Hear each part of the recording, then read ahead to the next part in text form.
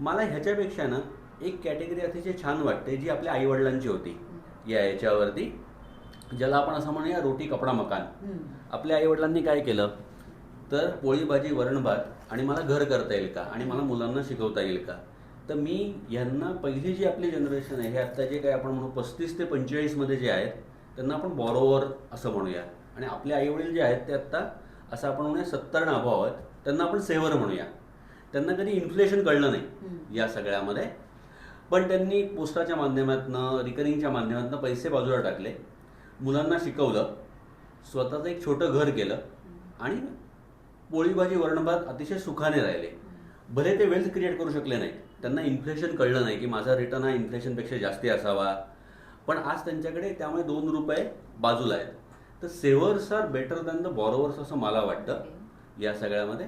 तर पहिली कॅटेगरी ही जी डेंजरस मला वाटते ही बॉरोवर आणि ही जी काही जनरेशन आहे की ते जस्ट स्पेंड मनी, जे जस्ट बॉरो द मनी.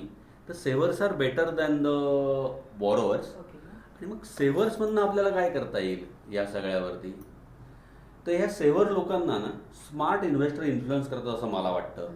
म्हणजे काय, तर मी स्मार्ट इन्व्हेस्टरला असं म्हणेन की त्यांनी काय केलं तर त्यांनी ॲक्च्युली एफ डीमध्ये पैसे ठेवले, काहीतरी पेन्शन प्लॅनमध्ये पैसे ठेवले, आणि त्यांना आपल्याला असं वाटतं की माझे हे पैसे जे आहेत हे रिटायरमेंट फंड होईल असं त्याला वाटतं या सगळ्यावरती. तो कुठला इन्फ्लेशनचा विचार करत नाही, माझ्या लाईफस्टाईलचा विचार करत नाही, माझे खर्च वाढतात, माझा मेडिकल खर्च वाढतो, या सगळ्यामध्ये तो काही विचार करत नाही. आणि तो एक कॅनॉट बॉदर्ड आपण असं म्हणू त्याला, की तो काही फार लक्ष घालत नाही, कशाला मला कसं काय बघायचं आहे, होईल माझं कसं तरी, या सगळ्यामध्ये तो राहतो. आणि मग तो कुठेतरी एखादी एफ डी करतो, एखादा पेन्शन प्लॅन काढतो आणि तो म्हणतो यातनं सगळं ते गोष्टी होऊन जातील.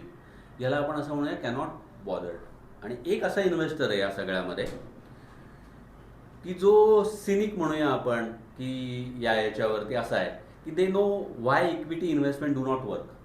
म्हणजे तो आपल्याला असं सांगतो की हे सगळं चुकीचं आहे या सगळ्यामध्ये, हे तुम्ही करू नका.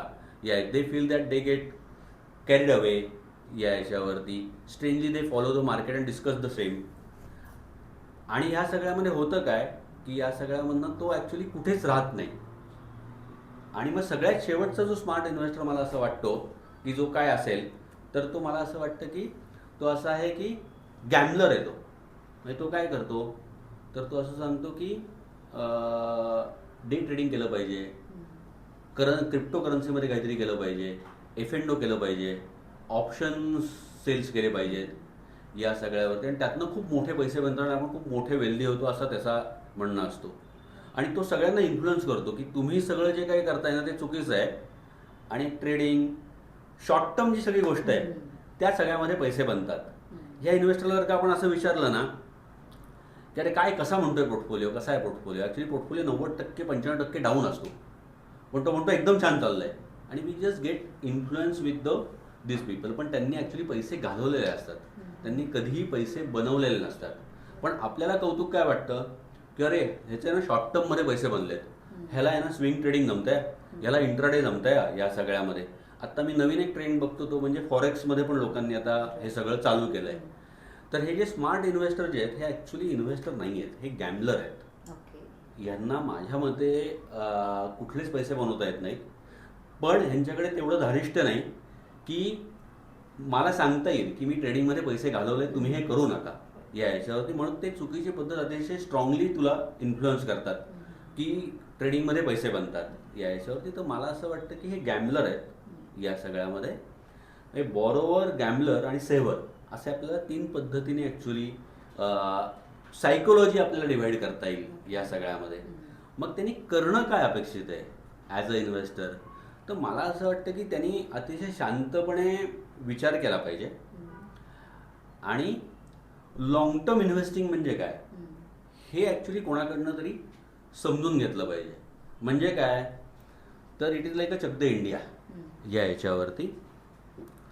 शाहरुख खान ॲक्च्युली मॅच हारून येतो आणि अतिशय टफ असा पिरियड बघतो, आणि या टफ पिरियडमधनं तो परत येऊन ॲक्च्युली एक सक्सेसफुल आयुष्य करतो. इन्व्हेस्टमेंट जर्नी पण अशीच आहे या सगळ्यामध्ये की इन्व्हेस्टमेंट जर्नी सुरुवातीला खूप खराब वाटते, मग ती कुठेतरी स्टेबल होते, आणि त्याच्यानंतर ॲक्च्युली आयुष्याचा वर्ल्ड कप मिळतो या याच्यावरती. तर चक द इंडियासारखा इन्व्हेस्टर असावा असं मला वाटतं. मग त्यांनी काय करावं या सगळ्यावरती, तर त्यांनी कोणाकडे तरी जावं आणि त्यांनी आज समजून घ्यावं की नक्की माझी फायनान्शियल लाईफ जर्नी काय आहे याच्यावरती. मग ती जर्नी काय आहे, तर मी पहिल्यांदा अतिशय लॉंग टर्म इन्व्हेस्टर म्हणजे कन्सिस्टन्सी, पेशन्स अँड डिसिप्लिन हे 3 नियम शिकणं अपेक्षित आहे. त्यांनी कधीही मार्केट टाईम केलं नाही पाहिजे याच्यावरती. मार्केट टाईम न करणं म्हणजे काय, तर जेव्हा ॲक्च्युली मी वर्ल्ड कप हारणार आहे या सगळ्यावरती, तेव्हा मला याकडे पेशन्स असणं गरजेचं आहे. अदरवाईज तो जर का पेशन्स नसेल आणि मी एखादं शॉर्ट टर्म त्याच्यावरती रिॲक्शन केली तर माझं लॉंग टर्म नुकसान होणार आहे. म्हणजे मला चर्चेमध्ये अतिशय एक लाईव्ह आत्ता उदाहरण द्यावंसं वाटतं की आत्ता एक रील खूप पॉप्युलर झालं की तो वुमन वर्ल्ड कप जो आत्ता आपण जिंकला त्याच्यामध्ये अमल मुजुमदार वॉज द ॲक्च्युली त्या टीमचा कोच होता. तो ॲक्च्युली चांगला प्लेअर असून पण खेळू नाही शकला, पण समोर त्याला वर्ल्ड कप मिळाला. तर लॉंग टर्म इन्व्हेस्टिंग पण असंच आहे की लॉंग टर्म इन्व्हेस्टिंग असमध्ये काय लागेल, तर तुमच्याकडे पेशन्स लागेल, कन्सिस्टन्सी लागेल आणि डिसिप्लिन लागेल. मग हे सगळं आपल्याला कोण देऊ शकेल, तर आपल्याला एक मेंटॉर हवा फायनान्शियल, आणि तो आपल्याला हे सगळं शिकवेल की बाबा आत्ता things are not good, you just stay invested. आत्ता पेशन्सची गरज आहे. मग तो आपल्याला कंपाऊंडिंग शिकवेल. कंपाऊंडिंग म्हणजे काय, तर मला इनिशियल स्टेजमध्ये खूप स्ट्रगल करायला लागतो, एक कॉर्पस बनतो आणि त्याच्यानंतर माझं पॅसिव्ह इन्कम त्या कंपाऊंडिंगमधनं तयार होतं. That is called the power of compounding. Most of the retired millionaires जे आहेत ते ॲक्च्युली हे लॉंग टर्म इन्व्हेस्टर आहेत. या लॉंग टर्म इन्व्हेस्टिंगमधनं त्यांनी प्रचंड मोठी वेल्थ तयार केली आहे. ते कुठल्याही गोष्टीमध्ये इन्फ्लुअन्स झालेले नाही आणि इन्फ्लुअन्स न होता त्यांनी ॲक्च्युली खूप मोठ्या प्रमाणावरती वेल्थ तयार केली आहे. दुसरे एक जे इन्व्हेस्टर आहेत ते ॲक्च्युली सोफिस्टिकेटेड इन्व्हेस्टर आहेत. म्हणजे काय, तर या सगळ्या